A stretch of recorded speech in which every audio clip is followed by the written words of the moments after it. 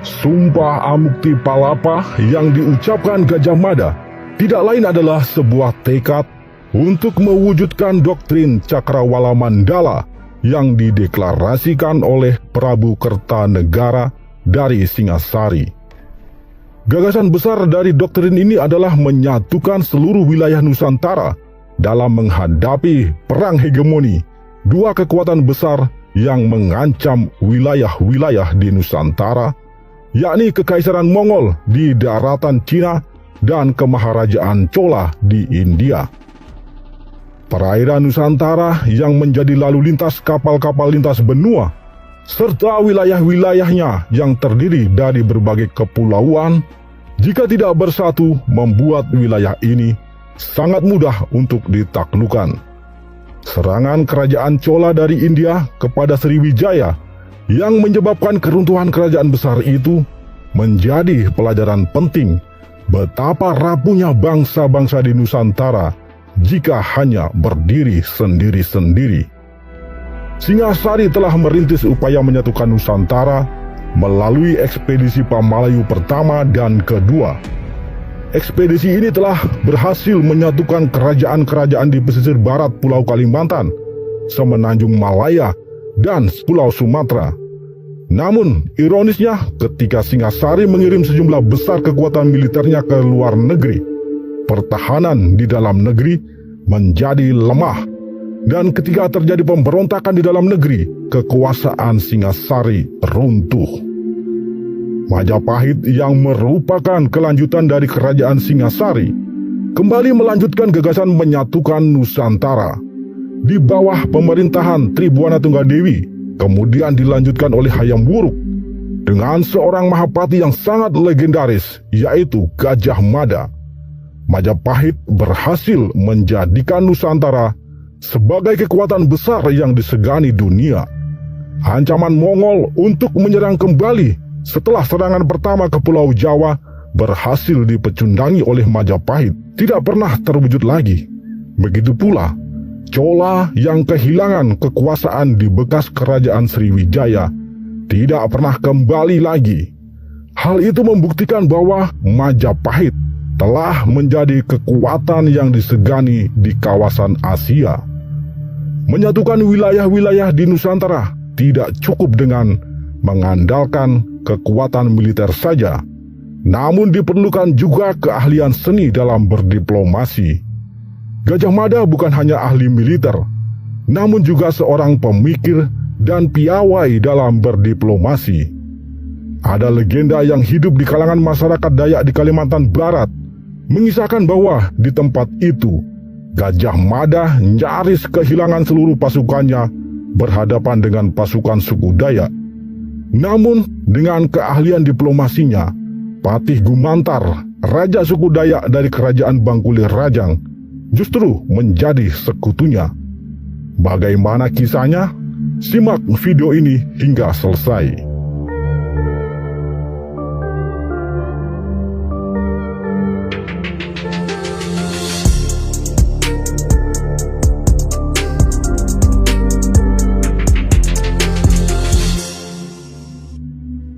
Tanjung Pura adalah salah satu wilayah yang disebutkan Gajah Mada dalam sumpahnya untuk ditaklukkan. Pembahasan tentang daerah-daerah yang disebutkan Gajah Mada dalam sumpahnya sudah pernah admin unggah pada video sebelumnya.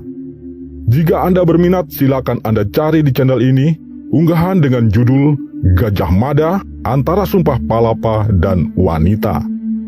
Tanjung Pura adalah kerajaan tertua di Pulau Kalimantan bagian barat.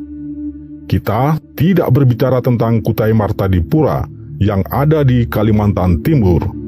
Kita berbicara tentang wilayah Kalimantan bagian barat. Kerajaan Tanjung Pura telah berdiri sejak abad ke-8. Kerajaan ini awalnya adalah bagian dari kerajaan Sriwijaya di Sumatera yang diperintah oleh bangsa Melayu.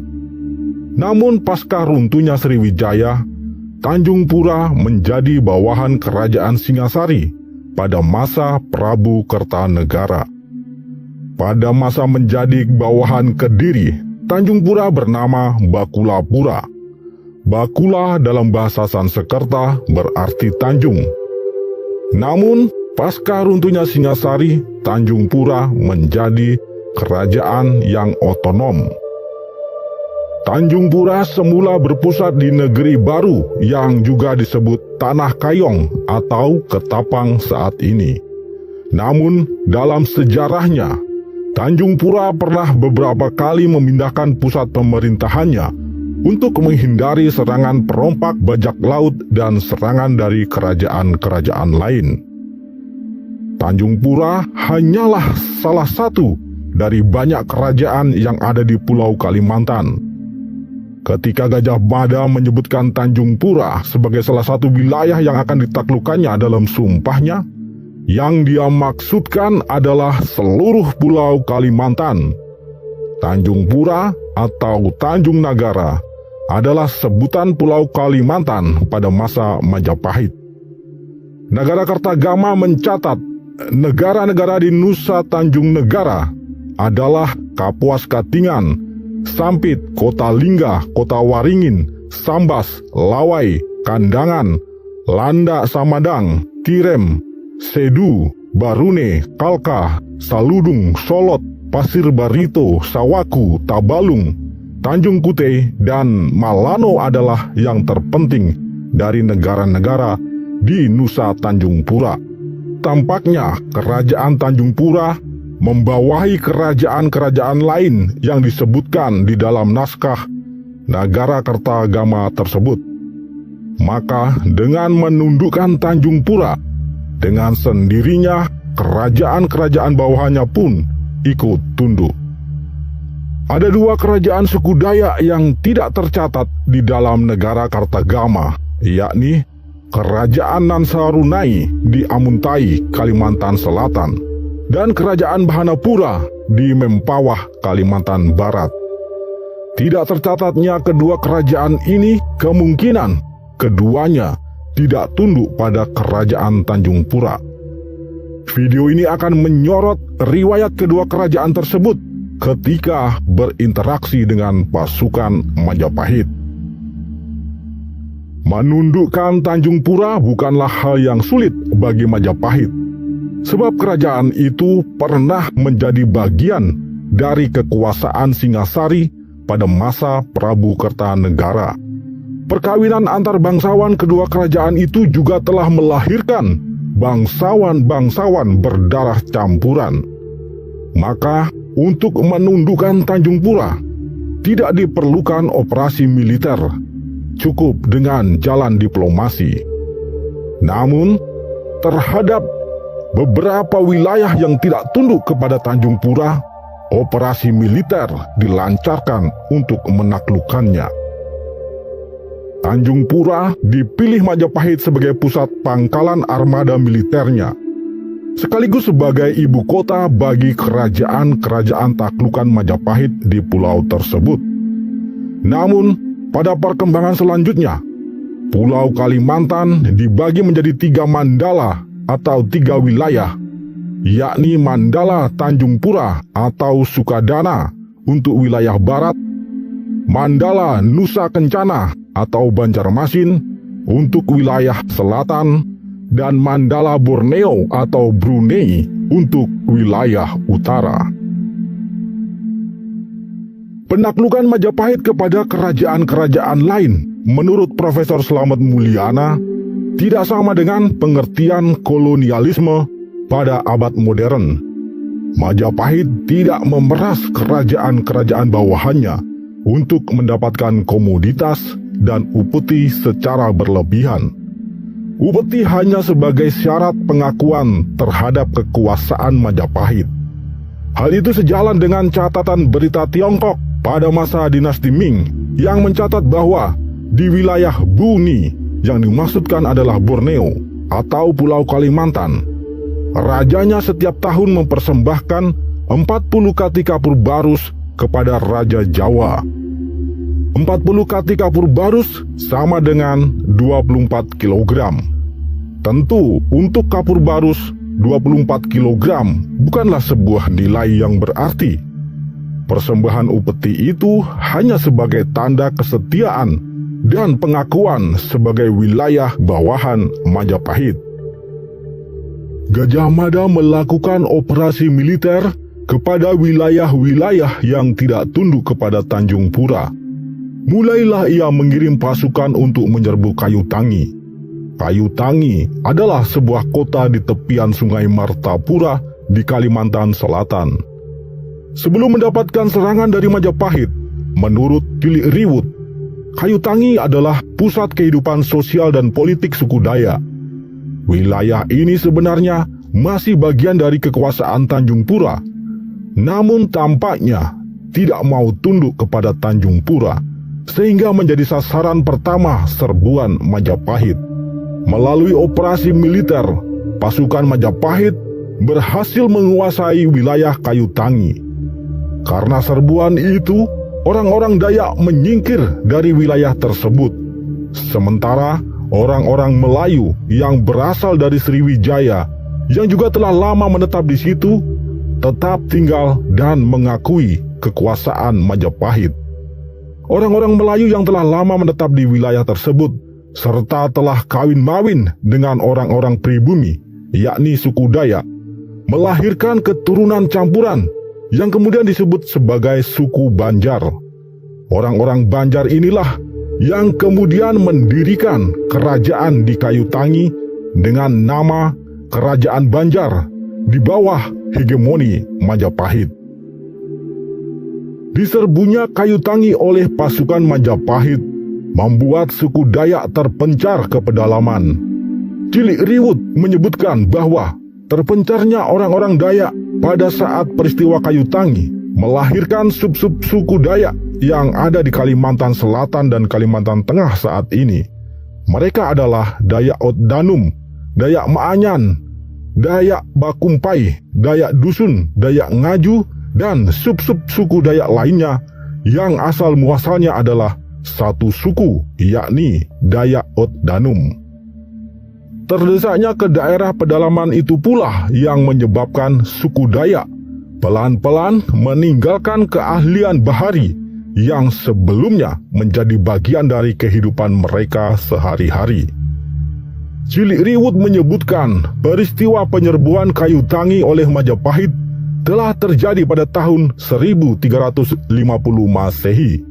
Artinya, bisa saja serbuan itu terjadi pada tahun-tahun sebelumnya. Jika benar demikian, maka serbuan Majapahit ke Kayu Tangi dan upaya penaklukan wilayah Kalimantan bagian selatan terjadi pada masa pemerintahan Tribuana Tunggadewi dengan patihnya Gajah Mada.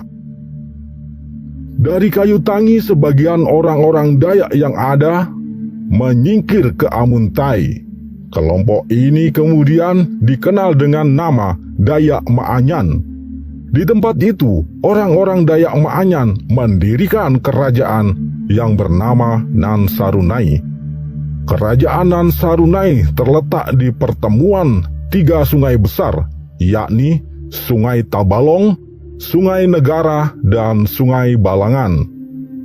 Letaknya yang strategis itu membuat Nansarunai dalam waktu sekejap berubah menjadi kota perdagangan yang ramai. Ada pendapat yang menyebutkan bahwa kerajaan Nansarunai merupakan kerajaan tertua di Pulau Kalimantan. Klaim ini didasarkan pada pengujian sampel arang Candi Agung yang ditemukan di Amuntai. Hasil pengujian tersebut menunjukkan batu-batu yang digunakan dalam pembangunan Candi Agung Amuntai berasal dari abad ketiga sebelum Masehi, lebih tua dari kerajaan Kutai Hindu atau Kutai Martadipura. Klaim ini memiliki kelemahan bahwa bahan yang digunakan untuk sebuah bangunan tidaklah menunjukkan usia bangunan itu sendiri. Pondasi sebuah rumah bisa saja dibuat dari bebatuan yang telah berusia ratusan atau bahkan ribuan tahun sebelum rumah tersebut dibangun. Dengan demikian, admin lebih mempercayai alur dan uraian dari Cilik Riwut tentang kemunculan kerajaan Nansarunai. Kerajaan itu didirikan oleh orang-orang Dayak pelarian dari Kayu Tangi. Melihat Nansarunai berkembang menjadi kerajaan yang ramai, Majapahit mengirim armadanya untuk menaklukkan kerajaan tersebut. Pasukan Majapahit mendapatkan perlawanan yang sangat sengit dari pasukan Dayak di bawah pimpinan Ambah Idung dan Ambah Jarang. Penyerangan pertama dan kedua gagal. Pasukan Majapahit dibuat kocar-kacir dan banyak yang terbunuh. Namun, pada penyerangan ketiga, Nansarunai dapat diluluh lantakan. Ambah Idung dan Ambah Jarang gugur bersama hampir seluruh pasukannya. Istananya pun diratakan dengan tanah. Yang tersisa tinggal puing-puing bersama anak-anak dan perempuan. Kehancuran Nansarunai itu diratapi oleh suku Dayak Maanyan secara turun-temurun melalui syair sakral yang berjudul Nansarunai Usak Jawa. Makna harafiah dari Nansarunai Usak Jawa adalah Nansarunai dirusak Jawa. Dalam hal ini adalah Majapahit. Syair ini adalah sebuah syair yang mengungkapkan kepedihan dan kesedihan yang amat dalam dari suku Dayak Maanyan. Setelah runtuhnya Nansarunai, kemudian berdiri Kerajaan Kuripan, Kerajaan Daha, dan Kerajaan Negara Dipa di wilayah yang berdekatan dan dalam rentang zaman yang sama. Semua kerajaan itu berada di bawah hegemoni Majapahit. Cilik Riwut menyebutkan bahwa pada tahun 1350 Masehi, Majapahit telah menaklukkan sejumlah kerajaan di Pulau Kalimantan bagian selatan, yakni Kota Waringin, Sampit, Sungai Barito, Munir atau Pulau Laut, Sawaku atau Sebuku, Tabalong, Pasir, Tanjung Kute, Muara Kaman, dan Berau. Dengan demikian, seluruh kawasan itu telah tunduk kepada Majapahit. Jika di Kalimantan Selatan, kita sudah bahas bagaimana Gajah Mada bersama pasukannya menaklukkan Kayu Tangi melalui operasi militer. Kemudian dilanjutkan penyerbuan terhadap Nansarunai. Di Kalimantan Barat ada sebuah kerajaan kecil milik suku Dayak, yakni Kerajaan Bahanapura yang tidak tunduk kepada Tanjung Pura. Bahanapura terletak di wilayah Mempawah saat ini. Kerajaan Bahanapura tidak meninggalkan informasi dalam bentuk tulisan. Puing-puing istananya pun tidak lagi bersisa. Namun kisah tentang keberadaan kerajaan ini dituturkan secara turun-temurun di kalangan suku Dayak Bakati dan Dayak Kanayan di Kalimantan Barat. Kerajaan ini pula yang dipercaya menjadi cikal bakal bagi Kesultanan Mempawah di kemudian hari.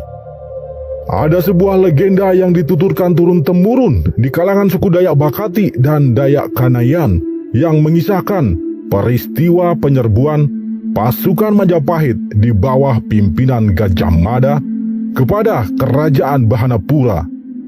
Peristiwa itu terjadi pada masa pemerintahan Raja Arya Magat yang diperkirakan terjadi antara tahun 1340 hingga tahun 1360 Masehi. Konon, ketika armada pasukan Gajah Mada bersandar di pelabuhan Pontianak, prajurit Sandi dari Bahanapura mengetahuinya. Prajurit itu melaporkan kepada Baginda Raja Arya Magat bahwa armada pasukan Majapahit telah bersiap untuk menyerang Bahanapura. Mendengar hal itu, Raja Arya Magat menghimpun seluruh pasukannya. Arya Magat melakukan ritual mangkok merah dan mengedarkan mangkok itu kepada kepala-kepala suku Dayak Kanayan, Dayak Bakati, Dayak Rara, dan Dayak Banyadu. Mendapatkan mangkok merah dari Raja Arya Magat, sub-sub suku Dayak itu bersatu memperkuat pasukan Bahanapura.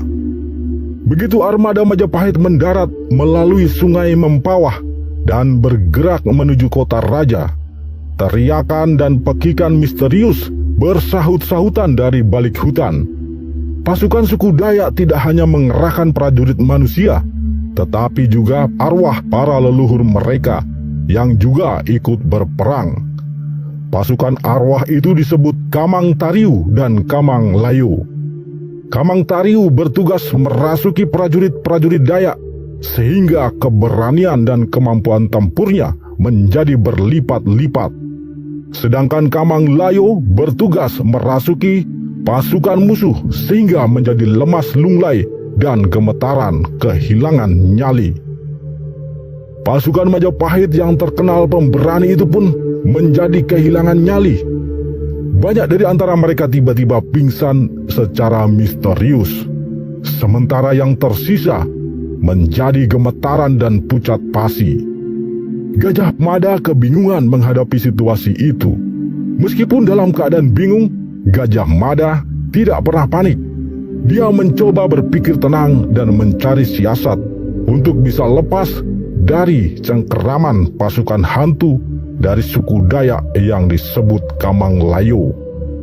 Gajah Mada mengatakan kepada pasukan Bahanapura yang mengepungnya bahwa kedatangannya ke Bahanapura bukan untuk berperang, melainkan untuk mencari sekutu. Gajah Mada meminta izin untuk diperkenankan menghadap Raja Arya Magat. Setelah pesan Gajah Mada itu disampaikan kepada Arya Magat, Raja Bahanapura itu mengizinkan Gajah Mada untuk menemui dirinya. Ketika Gajah Mada menghadap Arya Magat, ia mengatakan bahwa kedatangannya bukan untuk berperang, melainkan untuk mencari sekutu dalam menghadapi ancaman serangan dari Kekaisaran Mongol. Majapahit menghimpun seluruh kerajaan di Nusantara bukan untuk mencari kekayaan, melainkan untuk menghimpun kekuatan. Gajah Mada mengajak Arya Magat untuk menjadi sekutu Majapahit. Tujuannya adalah untuk bersama-sama menghadapi serangan dari pasukan Mongol jika datang sewaktu-waktu. Mendengar penjelasan dari Gajah Mada itu, Raja Arya Magat setuju untuk bersekutu dengan Majapahit. Arya Magat memerintahkan para dukun untuk memulihkan pasukan Majapahit yang berada dalam cengkeraman pasukan arwah Kamang Layo. Setelah para dukun melakukan ritual untuk memanggil pulang arwah-arwah Kamang Layo, semua pasukan Majapahit pulih kembali seperti sedia kala. Tak ada satupun prajurit Majapahit yang mati di tempat itu. Melihat hal itu, Gajah Mada menjadi takjub.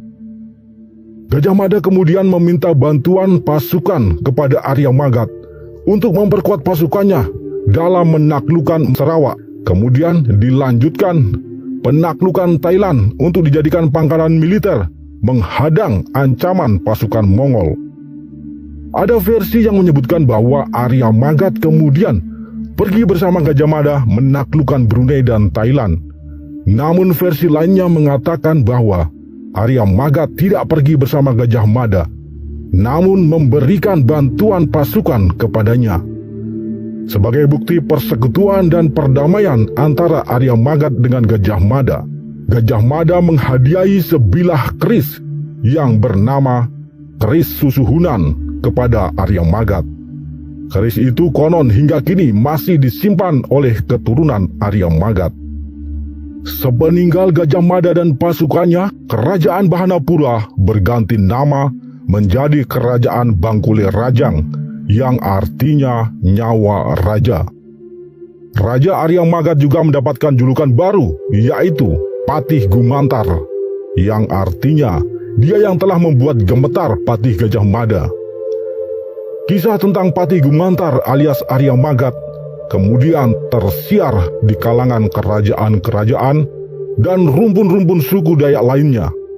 Ketika itu, tradisi ngayau atau berburu kepala masih sangat umum di kalangan suku-suku Dayak. Ngayau atau berburu kepala manusia mempunyai banyak tujuan. Namun yang paling umum adalah untuk menunjukkan superioritas dan pengakuan bagi seorang ksatria Dayak. Semakin perkasa korban yang berhasil dikayau, pengayaunya akan semakin disegani. Maka yang paling menjadi sasaran kayau adalah para panglima perang, kepala suku maupun raja. Nasib tragis menimpa Patih Gumantar. Ketika dia sedang tertidur lelap, semua jimat dan kesaktiannya ditanggalkan. Kemudian beberapa orang dari suku Dayak lain menyusup ke istana dan berhasil mengayau sang raja yang pernah membuat Gajah Mada gemetaran itu. Kisah Mahapati Gajah Mada dalam kaitannya dengan kerajaan-kerajaan suku Dayak yang telah admin sajikan tadi memang tidak mempunyai sumber otentik berupa tulisan yang berasal dari era ketika peristiwa itu terjadi, melainkan hanya berasal dari tradisi tutur. Admin tidak dapat membenarkan maupun menyalahkan kisah-kisah itu, sebab ketika tradisi tulis belum dikenal, tradisi tuturlah yang menjadi kunci untuk menyibak misteri sejarah. Sementara tradisi tutur sendiri sangat mudah mengalami distorsi dari generasi ke generasi. Namun setidaknya dari dua kisah itu dapat menjadi gambaran bagaimana Gajah Mada menyatukan Nusantara, yakni bukan hanya dengan kekuatan militer, tetapi juga dengan kekuatan diplomasi. Kelihayan Gajah Mada dalam berdiplomasi inilah yang kemudian disebut dengan Ajian Sabdo Pamungkas, yang konon menjadi salah satu ajian andalan Gajah Mada. Kelihayan Gajah Mada dalam berretorika dapat dengan mudah mempengaruhi lawan bicaranya. Hal ini dibenarkan oleh Kitab Negara Kertagama dalam pupuh ke-12 bait ke-4 yang mengatakan tentang Gajah Mada sebagai berikut. Di timur laut rumah Patih Wilwatikta bernama Gajah Mada, Menteri Wira, bijaksana, setia bakti kepada negara, fasih bicara, teguh, tangkas, tenang, tegas, cerdik, lagi jujur, tangan kanan Maharaja, sebagai penggerak roda negara. Pemirsa, narasi ini disusun dan diolah dari berbagai sumber. Mohon maaf jika terdapat kekeliruan maupun kekurangannya. Tak ada gading yang tak retak, tak ada manusia yang sempurna. Di atas langit masih ada langit, di atas ilmu masih ada ilmu. Anda boleh mempercayai narasi ini, boleh juga tidak. Terima kasih sudah menyimak video ini. Semoga ada secuil manfaat darinya. Salam dari Wong Curahjati. Rahayu, wassalam. Semoga Tuhan memberkati.